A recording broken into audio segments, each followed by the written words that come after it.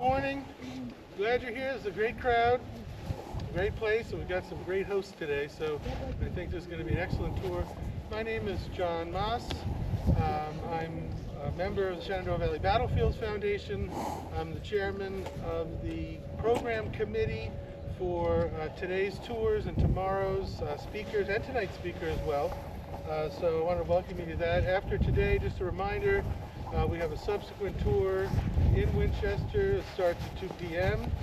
That's going to be with Scott Patchen. Most of you know him. And Jim Moyer from the French and Indian War Foundation in Winchester.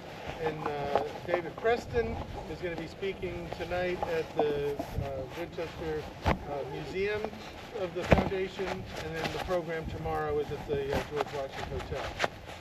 So, welcome again, everybody, and I want to now just turn it over to Mark Perot, a board member who has a few remarks before we get started. I just wanted to welcome everyone on behalf of Kevin Walker, who would normally be here, but he's been busy working on purchasing additional battlefield land. You'll be excited to hear about what he's most recently done, assuming it all comes to pass. And he's doing catching up on paperwork today, but on behalf of the foundation, we're very grateful that you all came up here, and I know you're going to have a great tour, great guides. And Kirsten, do you want to say anything? I'm Kirsten. I also work for the Shenandoah Valley Battlefields Foundation. I work in the membership donor engagement section, so if I don't know you and you want to get to know what we do, I'm very chatty. I will try to get to know you if you let me. And if you have any questions, you can definitely ask me. And just remember, we don't accomplish anything without your contributions. We really appreciate them. Keep them coming, please. Thank you. All right, I'm going to turn it over to Rob Ambrose from the Park Ranger here at Fort Frederick, and he'll take it from here. Thank you, Rob. All right, I'm just going to say hello. Hello. And thank you for coming out on this chilly Valentine's Day of 2025. I'm going to turn you over to my lead interpreter, Patrick, here, who's going to give you kind of an overview history of the fort. And then after that, we're going to try to split you in half, is not physically, into two groups. Prepared. I work with teenagers a lot, so they're very, very concrete. So split the group in half. And half of you will end up going over with Mr. Bob Studi and learning about the life of the enlisted personnel here at the fort. The other half will come over with me to the other barracks and learn a little bit about how officers lived and what that was like. Those will be 20 minutes. We'll switch.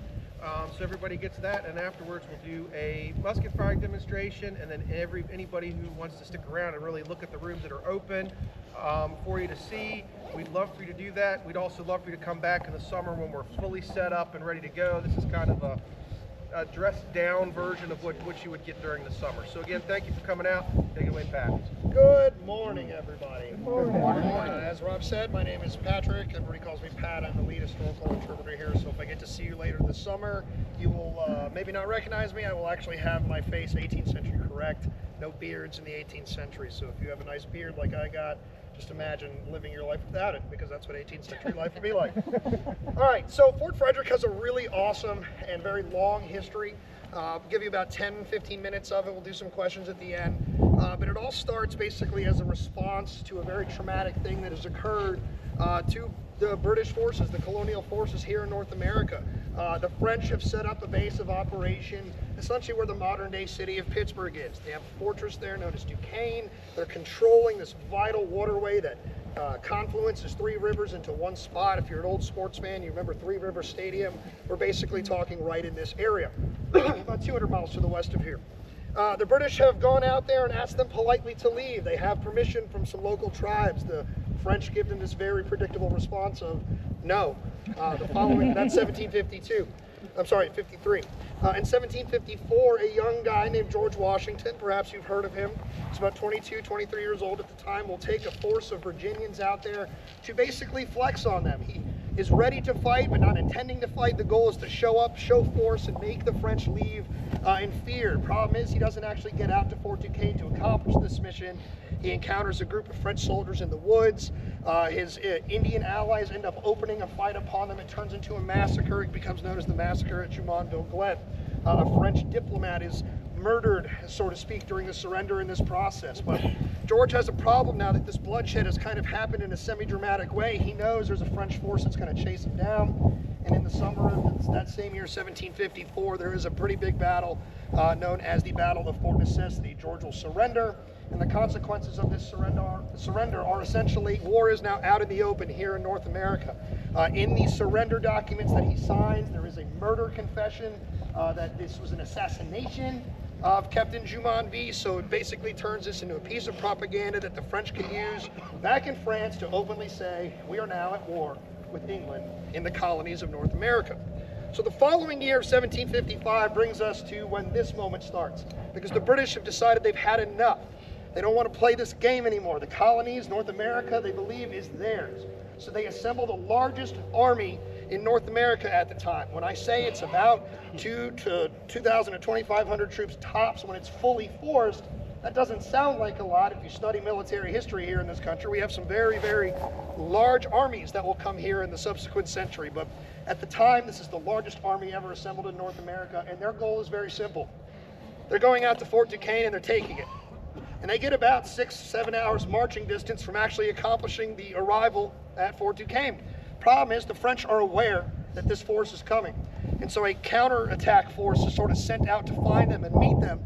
And they end up meeting in the woods just along the banks of the Monongahela River on July 9, 1755, and it turns into an absolute rout of British forces. Now Braddock only has, sorry, the expedition's known as the Braddock Expedition. Now Braddock only has about 1,400-ish tops soldiers engaged in this fight, but at the end of the day, he will have suffered just over 900 casualties, killed, wounded, missing. It is an absolute rout. It is an absolute disaster. What's left of that force will retreat to Fort Cumberland, and by the end of August, they will have retreated all the way back to the coast and back to the comfort of Philadelphia. So that has left a couple things. A huge embarrassing stain on the British military reputation here in North America, but most importantly, it is essentially it left the frontier more or less abandoned. So there are now some questions. Question number one, what if the French attack? What if they come east? Right now, the French are going north and south. They're trying to link their colonies in Canada with their massive colony in Louisiana. So they're essentially trying to shut the door on British westward expansion into this new world here. But what if the French turn east and attack at this critical moment where there's really nothing out here of substance to stop them? That's question one. Number two is, what are we going to do about that?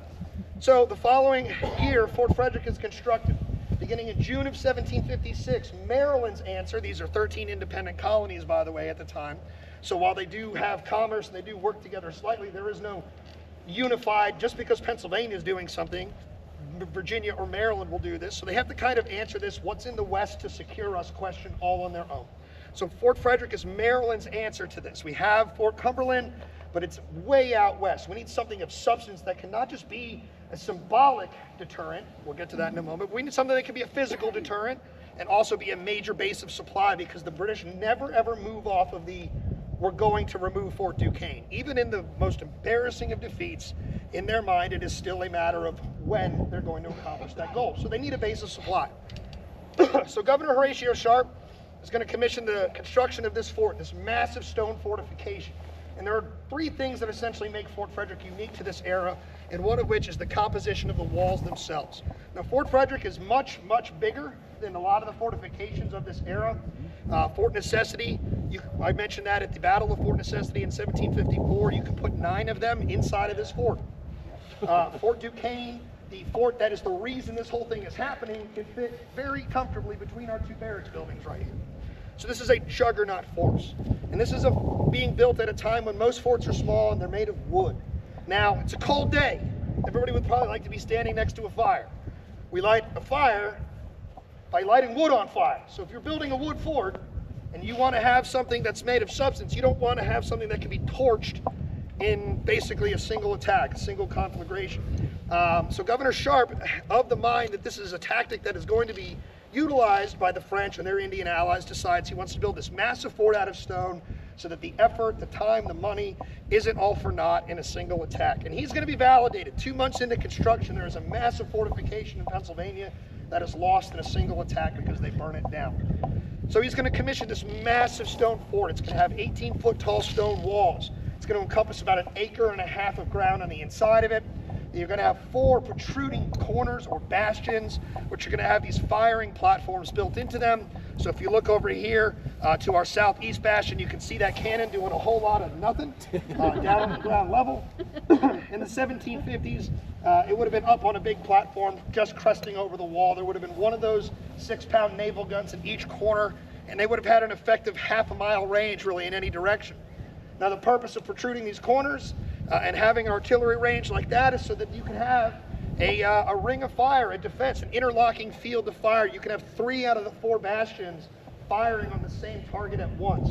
And they plop this fort down right here because there's your plan, right? And then there's the government's version of your plan. Well, the original plan was to be 40 miles west of here, but the government's plan at the time decided we're going to put it here.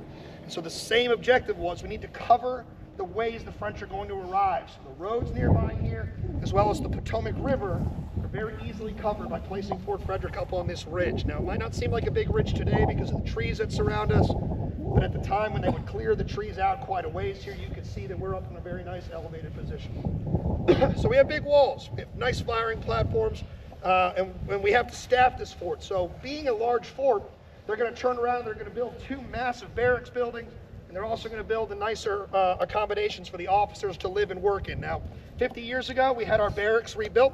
We have not had our governor's house, as it was called, the commander of the fort, known as the governor. Haven't had that rebuilt.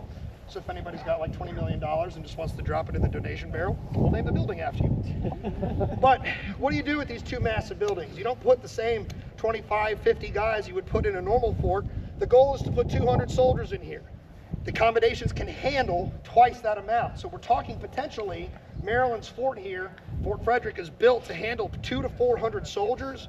It's meant to have this massive field of artillery fire. This is going to be the place that if the French make it this far east, that they stop. So who wants to guess what happens? For 3 years, they wait on high alert, high alert. They're waiting for this attack, and it doesn't come. In 1758, the British are getting the wheels once again moving on the we're going to take Fort Duquesne. An expedition commanded by General John Forbes is put together. It's known as the Forbes Expedition. An even bigger force than Braddock's force, about 4,000 to 5,000 troops are engaged in this one, and they are successful. They are so successful in taking Fort Duquesne that there's not even really a fight out there. The French see this force coming, and they decide juice isn't worth the squeeze. They abandon Fort Duquesne, they burn it to the ground. The British occupy the ruins of it and build Fort Pitt, which later becomes the namesake of Pittsburgh. So what happens then? 1759, this fort is basically rendered obsolete. We're nowhere near the frontier anymore. We now have bases of supply even further west. So what does a good colony do? It shuts it down. 3 years after they put a lot of money and time into building this massive stone fortification. Now, if we were only a French and Indian war site, that would be a very short story. But this was a fort that was built of substance, and it was able to stand the test of time, so it was actually be able to be used in subsequent centuries. But not jumping too far ahead, the fort was used a few years after it was shut down very temporarily during something known as Pontiac's Rebellion, when there was an Indian uprising, primarily in the Michigan, Detroit area, but it does make its way further into the interior, and as rumors do, they spread faster than reality. So there are concerns that this is going to be a lot more local, and there comes a time in 1763 where civilians are sheltering in here. And that's an important point. I didn't mention this yet. This fort is not designed to be a refuge for civilians, as a lot of fortifications are at this time. This is a military establishment. Imagine a military base such as Fort Bragg, famous fortification. Most people have heard about it. You can't just get onto Fort Bragg. They're a big staging place. It's a base of operations for training, a base of operations for supply. Huge offensives are launched out of this place. It's not a place that you can just go because you're scared. Fort Frederick is basically the 18th century equivalent to that. This is not a refuge, but it does have a moment where it serves that purpose. The biggest thing that will ever happen in Fort Frederick comes about 20 years after they construct it. During the War of Independence, Fort Frederick had been sitting here kind of idle. Locals had been picking it apart for salvage and scrap reusable materials. You will eventually see that some of the clapboard siding is removed, doors and windows that can be reused in your houses, your barns, things like that. But suddenly in this War of Independence, the tide begins to turn, and the American forces are capturing British soldiers en masse. You know, if you actually study the American Revolution, despite popular narratives, you'll actually find a story where we do a whole lot of losing. In fact, humorously to me as a historian, 1776 is a year that we love to talk about, but in reality, the two things that went right are, we declared independence, and we had that fight on Christmas Day, just after Christmas Day, where we punched the Hessian troops in the mouth at Trenton. But other than that, George Washington's wondering if he's even going to have a job. So shortly after all that, the tide begins to turn. We start to acquire prisoners of war of our own that need to be managed, and Fort Frederick will be thrust into service as a prisoner of war camp between 1778 and 1781, a fortification that was built to house 400 soldiers tops, is going to see upwards of 5,000 to 6,000 British soldiers cycle through here in incredibly close confinement situations. Now, that's a big number, so let's shrink it down. The average rolling number in here is about 1,200 to 1,400, at times a little less, at times potentially a little more. But no matter how you shake that one out, it's not 200. We are way past capacity. So the conditions in this fort during this 3-year period are absolutely miserable. One of the quotes that we lean on about to describe this place is, Fort Frederick, the most dismal place, because there's really nothing good happening here. Everybody here is sick. Disease is running through here. Filth, sanitation are major problems. Food is not always making it here. Medical care not always making it here. Water is a huge problem. You'd be surprised how long you can live without food. You would not be surprised how short you can survive without water. There is only one well inside Fort Frederick. When you walk around, you'll be able to see the original well just north here of the East Barrack. That water in that well today is still potable. It's ran continuously since they dug it in the 1756 year. And the only times in its history that it's ever recorded as to having dried up is when we have thousands of prisoners needing to rely on it just to survive. So in this 3-year period here, the real takeaway last year was kind of made much more clear to us by some recent documentation that we uncovered, that this is an intentional response. All this suffering, all of this, I don't want to say mistreatment, but all of this pain, this anguish, this agony is happening because it's how we are being treated as prisoners by the British on prison ships in various harbors. Almost all of lower Manhattan in New York is a massive open-air prison. But the conditions there are restricted air, restricted food, restricted medical care, things like that, and our guys are suffering. And when King George shuts down parole, meaning the exchange of prisoners, because King George realizes if you're dealing with us, that makes us official, right? And they don't want to do that. So suddenly we have all these prisoners we can't give back, and we got to have them somewhere. So places like Fort Frederick, places like Camp Security in Pennsylvania, places like this massive prison also down in Winchester start to house thousands of prisoners. And like I said, for 3 years, there's going to be 5,000 to 6,000 troops. And they're not just troops, I should rephrase that. 5,000 to 6,000 people, because in that number, there are combined about 550 women and children that also experienced that same misery of humanity during that time. Now in 1781, the record on that story kind of ends. At the end of the year, the prisoners, according to our documentation available that we see, are all kind of marched en masse up to Camp Security in Pennsylvania, and that kind of ends our War of Independence story. And then not much will happen here until about 1850. During that time, you'll own the fort, you'll own the fort, you'll own the fort, you'll own the fort. A lot of different owners will end up taking possession of this property and doing very little with it, mostly farming the grounds around it. But in 1850, the longest tenured owners of the property show up. They won't own it for a decade, but they'll start their life here in 1850, and that is Nathan and Amy Williams. Nathan and Amy Williams are a free African-American family at this time, but they were born both into slavery. Nathan in Western Virginia, I don't know too much about Amy, but she lives on an adjoining farm here when Nathan meets her, falls in love with her, and eventually purchases her freedom. They come to farm the land of the owner of the fort at the time. His name is John Stone. And for about 10 years, Nathan, with his nice green thumb, is going to set up a very successful farming operation here. So much so, in 1860, when John Stone offloads the property, he offloads it to Nathan himself. So in 1860, Nathan and Amy, who started a life, started a family here, become what will eventually be the longest tenured private owners of the property. They'll own the property between 1860 and 1911. But this is 1860. Lots about to happen, right? We're very close to the Potomac River. We're a half a mile straight out of that gate, and you'll get your feet wet. So the Potomac River was important in the initial story. We wanted to stop the French from coming down it. And by the time we get to the Civil War that breaks out in April of 1861, once again, the Potomac River is a huge part of that story. It's the de facto barrier between the United States and the attempted Confederacy. So Nathan finds himself with a life interrupted. Union troops will come in and camp on his property off and on for all 4 years of the war. But the real big fireworks of that story begin and kind of end in December and January of 1861 and 2. In December of 1861, Company H, 1st Maryland, arrives on Nathan's property, begins to encamp on the surrounding grounds and inside the fort as well. And their job is essentially keep the canal operational. Don't let Johnny Reb come across the river. Don't let the dams and all the infrastructure here get destroyed.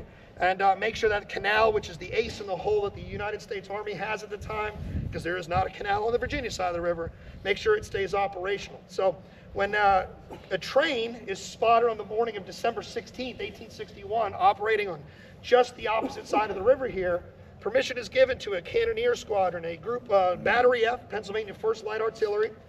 They break off a section of 2 10-pound Parrott rifles, so these guns have very nice range. You can fire effectively for 2 miles if you can see what you're shooting at. Again, we're only talking a half a mile here. And they come into the fort, and right about where the wall is here, they punch open a hole in the wall with some sledgehammers. They fire 3 shots and blow up this Confederate troop and transport train.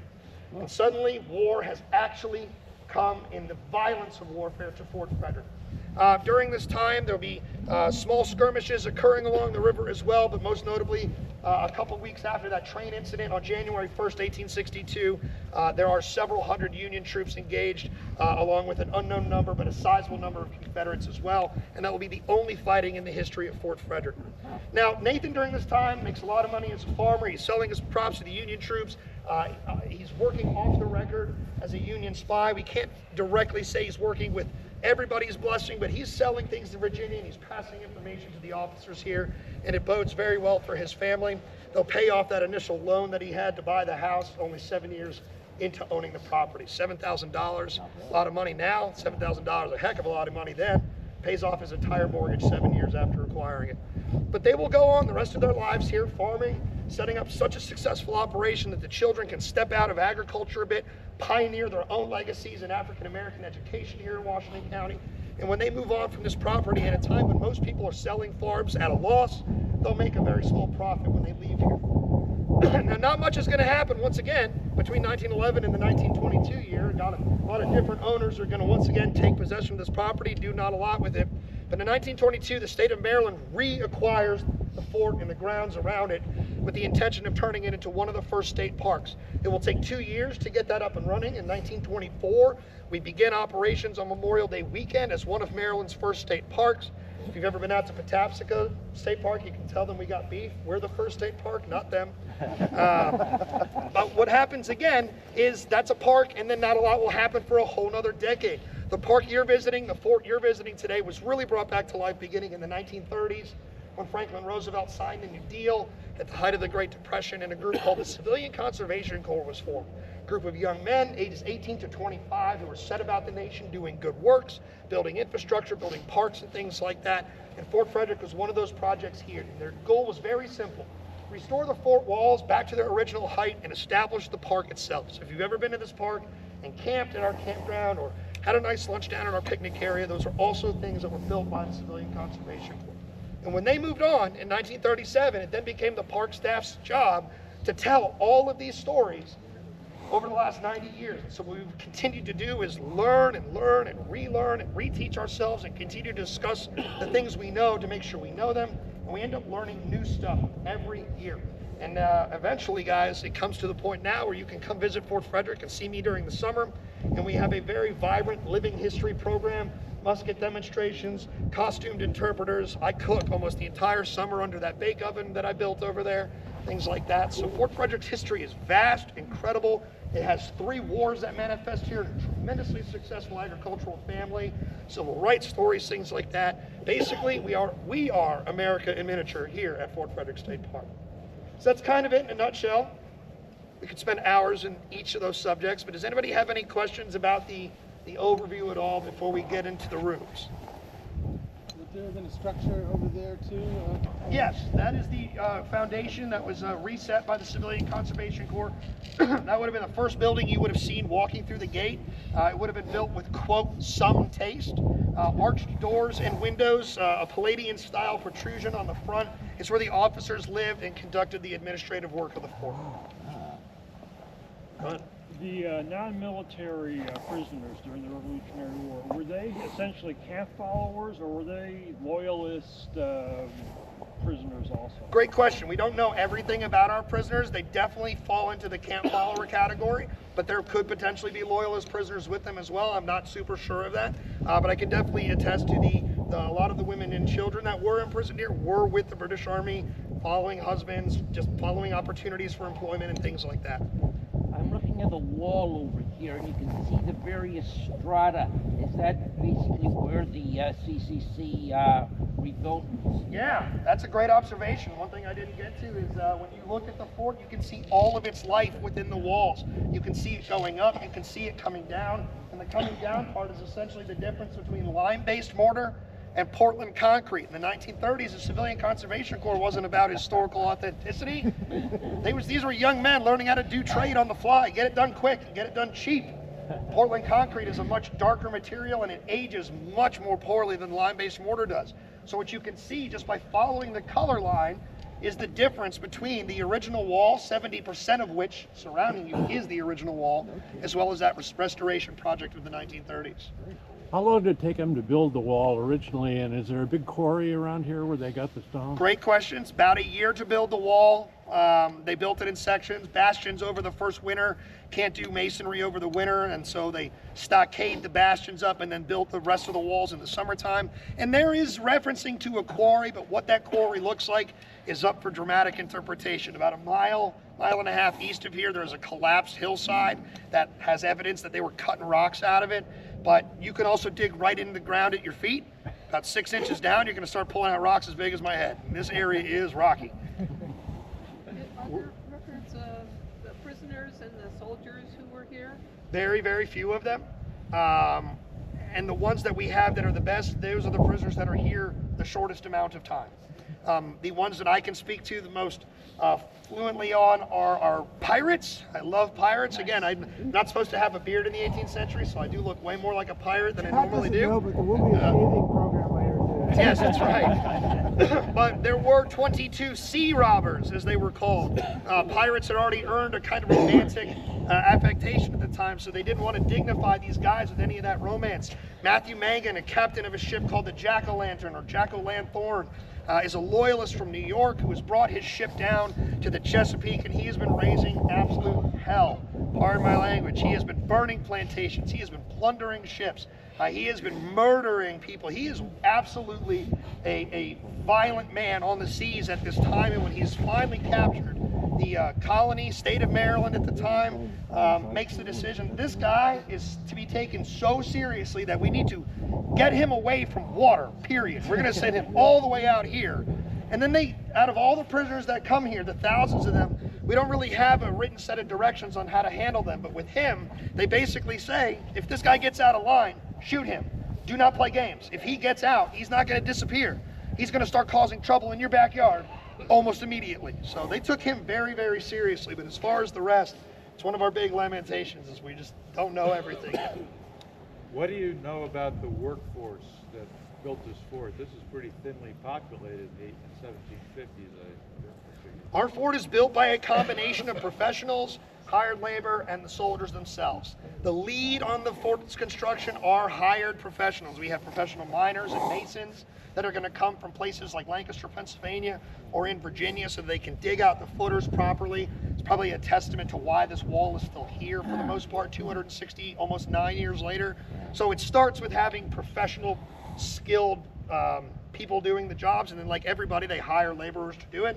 The troops that are here, I'm sure, do have a hand in it. Basically, if you're here, if you're not doing guard duty, you're probably helping in the fort's initial construction.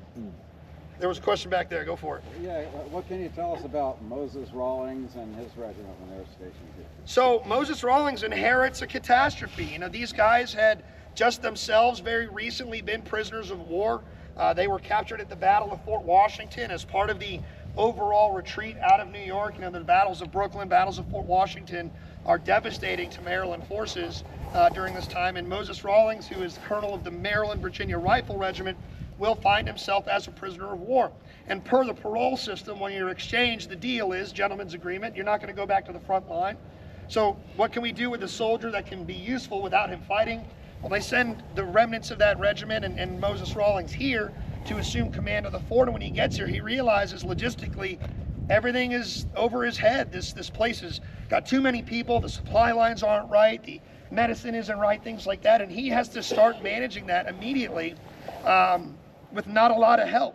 And it's basically a humanitarian crisis. Now, when the Maryland Virginia Rifle Regiment is ordered to reform, they will move on without him. Moses Rawlings will choose to remain here in command. And now why that was done could be anything from he just felt the need to do right, or he was done with war. I mean, anybody that's seen combat, I have not, can speak better to this, but some people want to go back and some people don't. So I don't know what Moses Rawlings' actual intent was, but he remains here as his regiment moves on.